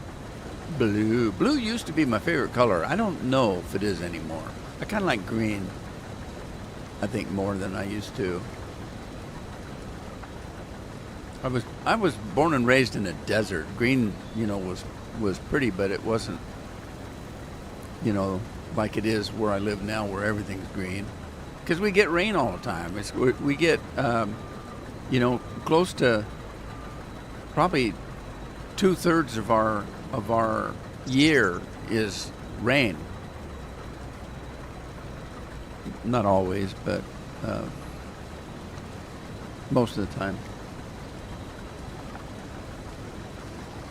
We had a pretty mild summer. We didn't have any heat at all. We're getting in the 60s, and that's it. Past summers, we've gotten up to 68, 69. This summer, we're struggling to keep 65 to 67. So we've had just a very few handfuls of days where it got even up to 70 this summer. It's been a cold summer for some reason. And even right now, it's raining right now, and we had like 60 degrees, something like that, 58. Might have changed, though. I've been in here. Alexa, what's the temperature outside? It's 68 degrees outside right now. It's Today's high is 68. 69, and tonight's low is 57. So the rain must have went away. I haven't been outside all day, so it's up to 68, it says. That doesn't mean that's the case. That's the forecast. Right? Oh. She hung up on me. She didn't like me questioning her. Anyway, so the stream, my time is up today. For those of you that came in later, all of you know Andy. Andy's been with us for quite some time. He's our local brewmaster. Andy's wife, Jenny, passed away this last Saturday. And so I would end this by asking everybody for their prayers. We can do a remembrance prayer for Jenny. And and Andy needs our prayers more than he usually does. So take some time, say some prayers for Andy, and enjoy your weekend. Take care of your families; they're precious. Take care of yourselves; you're precious as well. And I'll see you in the next one. Everybody, take care. Take care of yourselves. Ta-ta for now.